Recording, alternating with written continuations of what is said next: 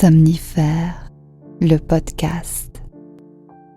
Ne connaît-on qu'un seul grand amour dans sa vie ou peut-on le rencontrer plusieurs fois?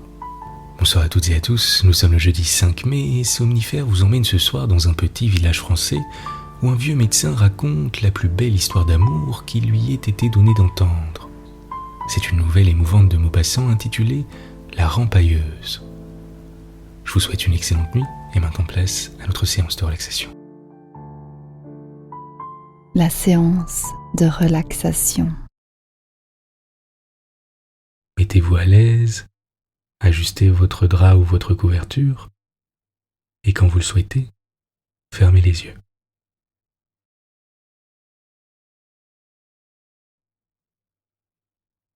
On va commencer par prendre ensemble une longue inspiration en gonflant à la fois le ventre et les poumons. Et on relâche toutes les tensions à l'expire. Vous pouvez, si vous en ressentez le besoin, répéter l'exercice une seconde fois.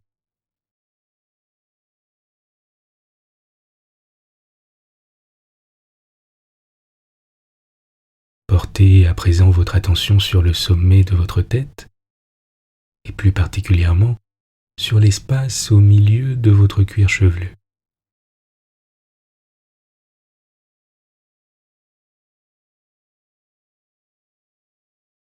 Pendant un petit moment, focalisez entièrement votre attention sur cet espace et observez simplement vos sensations.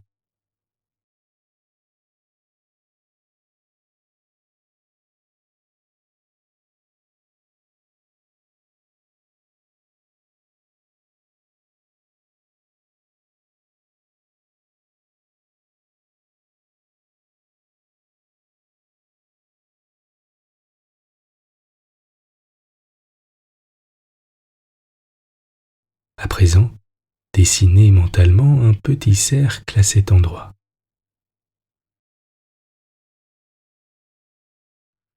Et continuez d'observer vos sensations tout en portant votre attention sur votre respiration et sur l'air qui entre et sort de vos narines.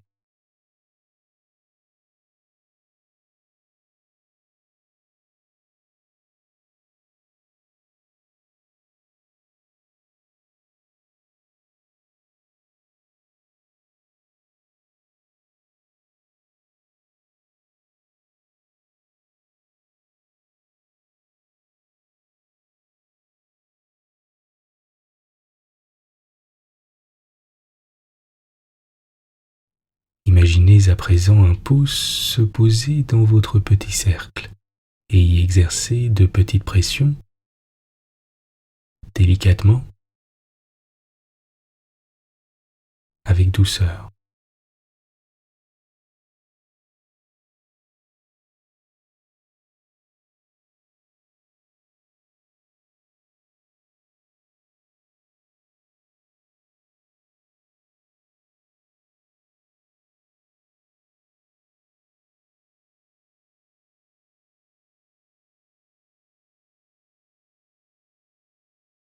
Observez simplement vos sensations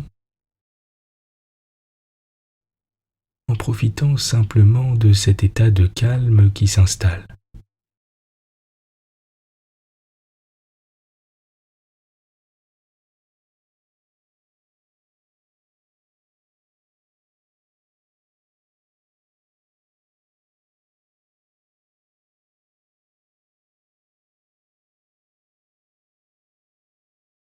Laissez à présent votre cercle lentement s'agrandir et venir envelopper et détendre chaque partie de votre corps. D'abord votre cuir chevelu,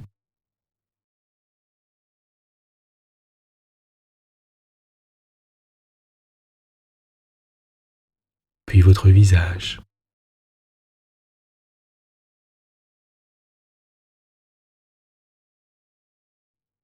vos épaules,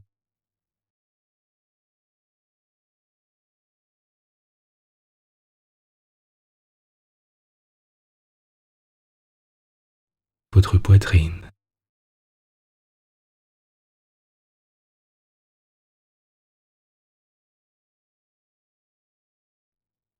votre ventre,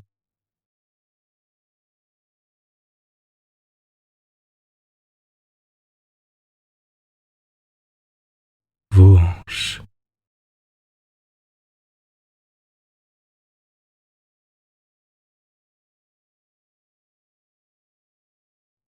vos cuisses,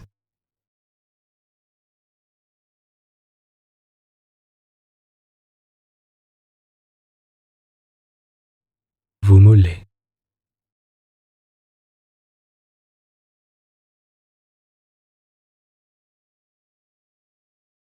et enfin vos pieds.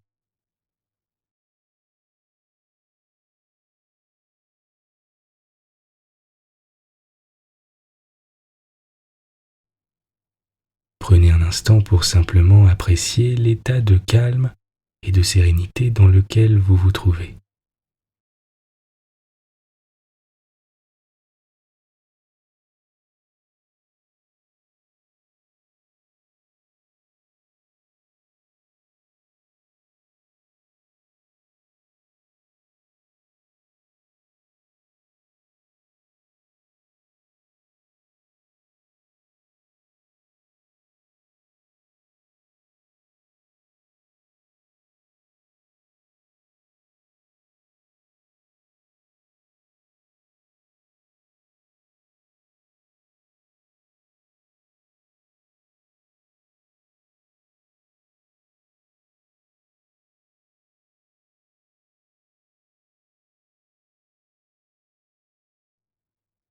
Et pendant la prochaine minute, portez simplement votre attention sur votre respiration et sur les mouvements de votre ventre qui vous berce à l'inspire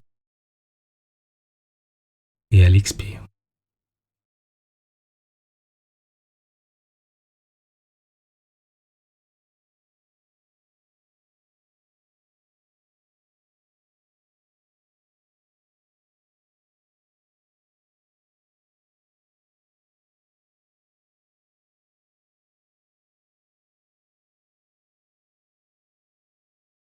Notez comme votre corps semble se détendre toujours un peu plus à chaque expire.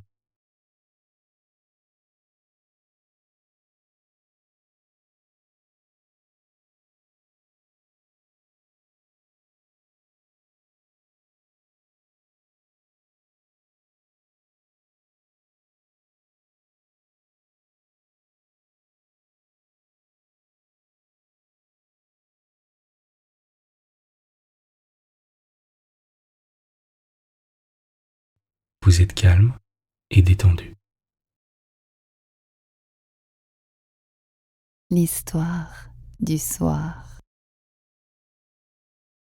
C'était la fin du dîner d'ouverture de chasse chez le marquis de Bertrand. 11 chasseurs, 8 jeunes femmes et le médecin du pays étaient assis autour de la grande table illuminée, couverte de fruits et de fleurs. On vint à parler d'amour, et une grande discussion s'éleva, l'éternelle discussion, pour savoir si on pouvait aimer vraiment une fois ou plusieurs fois. On cita des exemples de gens n'ayant jamais eu qu'un seul amour sérieux. On cita aussi d'autres exemples de gens ayant aimé souvent avec violence. Les hommes en général prétendaient que la passion, comme les maladies, peut frapper plusieurs fois le même être et le frapper à le tuer si quelque obstacle se dresse devant lui. Bien que cette manière de voir ne fût pas contestable, les femmes dont l'opinion s'appuyait sur la poésie bien plus que sur l'observation, affirmaient que l'amour vrai, le grand amour, ne pouvait tomber qu'une seule fois sur un mortel, qu'il était semblable à la foudre cet amour, et qu'un cœur touché par lui demeurait ensuite tellement vidé, ravagé, incendié, qu'aucun autre sentiment puissant, même aucun rêve, n'y pouvait germer de nouveau. Le marquis, ayant aimé beaucoup, combattait vivement cette croyance. Je vous dis, moi, qu'on peut aimer plusieurs fois avec toutes ses forces et toute son âme. Vous me citez des gens qui se sont tués par amour comme preuve de l'impossibilité d'une seconde passion. Je vous répondrai que s'ils n'avaient pas commis cette bêtise de se suicider, ce qui leur enlevait toute chance de rechute, ils se seraient guéris. Ils auraient recommencé, et toujours jusqu'à leur mort naturelle. Il en est des amoureux comme des ivrognes. Qui a bu boira, qui a aimé aimera. C'est une affaire de tempérament, cela. On prit pour arbitre le docteur, vieux médecin parisien retiré au champ, et on le pria de donner son avis. Justement, il n'en avait pas. Comme l'a dit le marquis, c'est une affaire de tempérament. Quant à moi, j'ai eu connaissance d'une passion qui dura 55 ans, sans un jour de répit, et qui ne se termina que par la mort. La marquise battit des mains. Est-ce beau cela? Et quel rêve d'être aimé ainsi! Quel bonheur de vivre 55 ans, tout enveloppé de cette affection acharnée et pénétrante. Comme il a dû être heureux et bénir la vie, celui qu'on adora de la sorte. Le médecin sourit.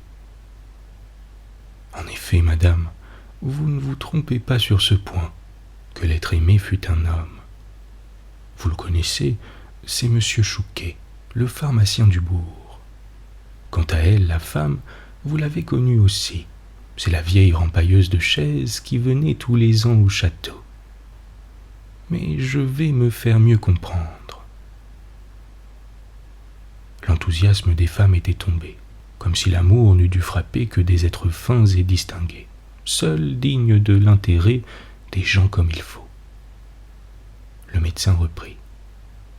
J'ai été appelé il y a 3 mois auprès de cette vieille femme à son lit de mort.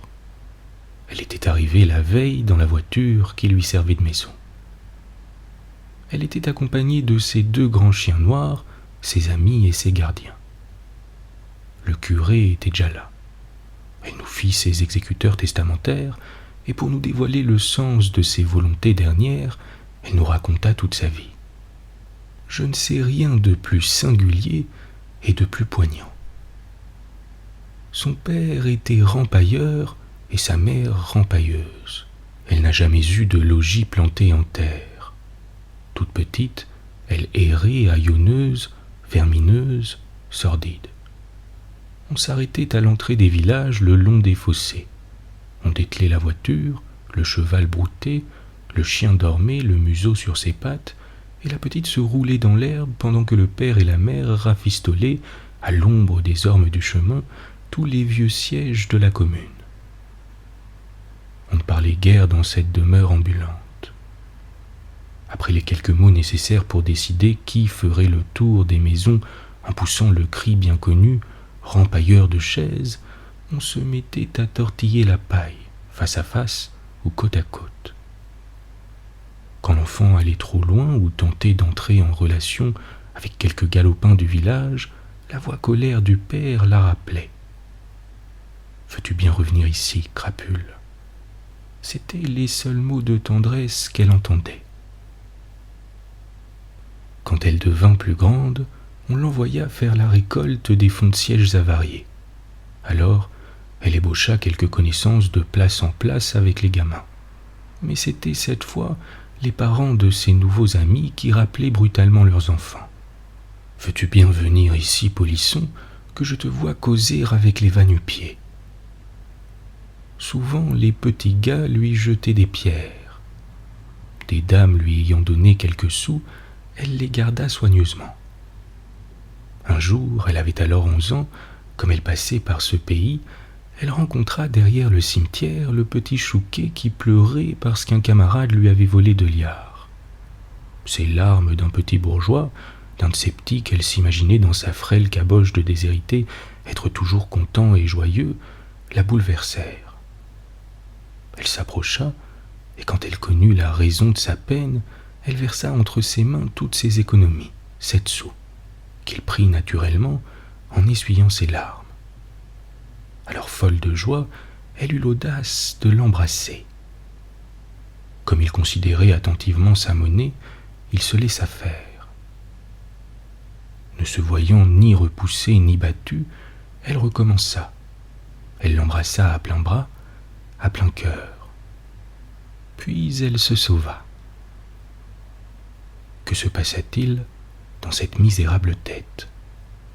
S'est-elle attachée à ce mioche parce qu'elle lui avait sacrifié sa fortune de vagabonde ou parce qu'elle lui avait donné son premier baiser tendre? Le mystère est le même pour les petits que pour les grands.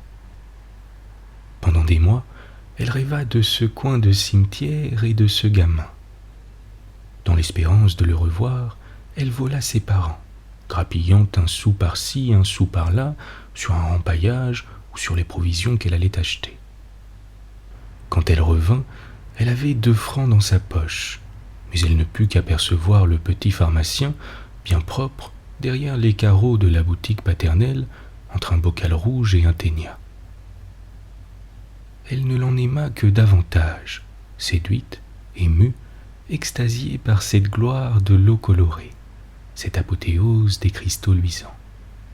Elle garda en elle son souvenir ineffaçable, et quand elle le rencontra l'an suivant, derrière l'école, jouant aux billes avec ses camarades, elle se jeta sur lui, le saisit dans ses bras, et le baisa avec tant de violence qu'il se mit à hurler de peur.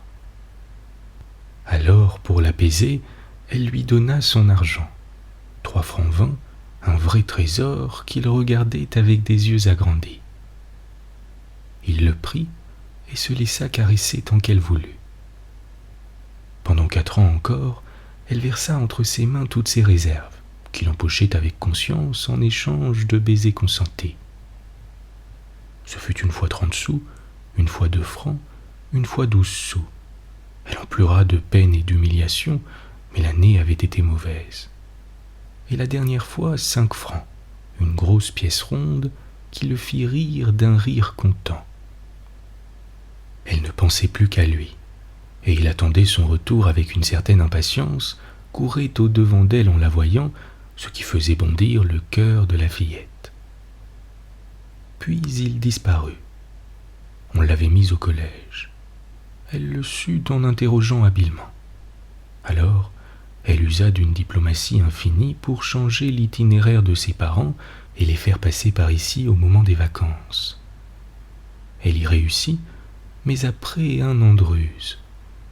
Elle était donc restée 2 ans sans le revoir, et elle le reconnut à peine, tant il était changé, grandi, embelli, imposant dans sa tunique à boutons d'or. Il feignit de ne pas la voir et passa fièrement près d'elle. Elle en pleura pendant 2 jours, et depuis lors, elle souffrit sans fin. Tous les ans, elle revenait, passait devant lui sans oser le saluer et sans qu'il daignât même tourner les yeux vers elle. Elle l'aimait éperdument. Elle me dit: « C'est le seul homme que j'ai vu sur la terre, monsieur le médecin. Je ne sais pas si les autres existaient seulement. » Ses parents moururent. Elle continua leur métier, mais elle prit 2 chiens au lieu d'1, 2 terribles chiens qu'on n'aurait pas osé braver. Un jour, en revenant dans ce village où son cœur était resté, elle aperçut une jeune femme qui sortait de la boutique Chouquet au bras de son bien-aimé. C'était sa femme. Il était marié. Le soir même, elle se jeta dans la mare qui est sur la place de la mairie. Un ivrogne attardé la repêcha et la porta à la pharmacie.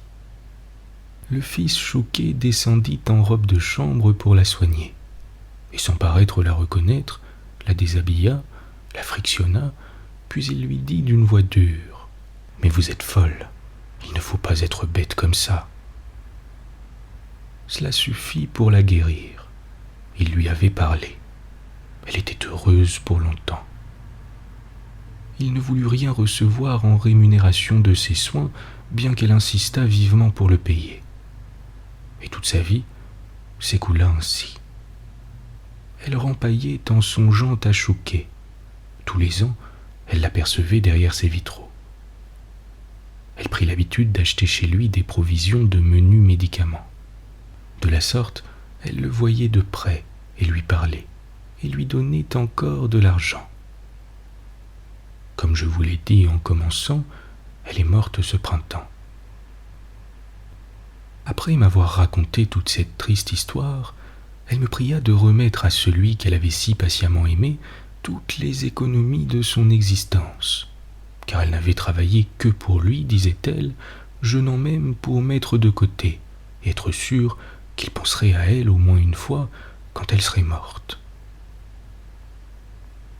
Elle me donna donc 2327 francs.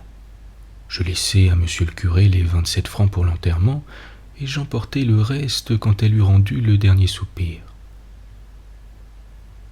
Le lendemain, je me rendis chez les Chouquet.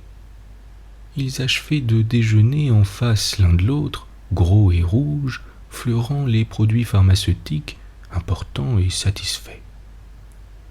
On me fit asseoir. On m'offrit un kirsch que j'acceptai, et je commençai mon discours d'une voix émue, persuadé qu'ils allaient pleurer. Dès qu'il eut compris qu'il avait été aimé de cette vagabonde, de cette rempailleuse, de cette rouleuse, Chouquet bondit d'indignation, comme si elle avait volé sa réputation, l'estime des honnêtes gens, son honneur intime, quelque chose de délicat qui lui était plus cher que la vie. Sa femme, aussi exaspérée que lui, répétait « cette gueuse », sans pouvoir trouver autre chose. Il s'était levé. Il marchait à grands pas derrière la table, le bonnet grec chaviré sur une oreille. Il balbutiait. « Comprend-on ça, docteur? Voilà de ces choses horribles pour un homme. Que faire? Oh, si je l'avais su de son vivant, je l'aurais fait arrêter par la gendarmerie et flanquer en prison. Et elle n'en serait pas sortie, je vous en réponds. » Je demeurai stupéfait du résultat de ma démarche pieuse. Je ne savais que dire ni que faire. Mais j'avais à compléter ma mission. Je repris. Elle m'a chargé de vous remettre ces économies qui montent à 2300 francs. Comme ce que je viens de vous apprendre semble vous être fort désagréable, le mieux serait peut-être de donner cet argent aux pauvres. Ils me regardaient, l'homme et la femme, perclus de saisissement.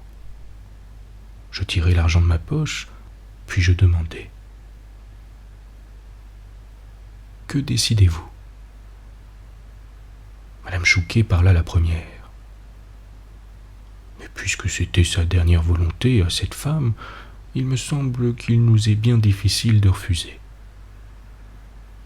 Le mari, vaguement confus, reprit.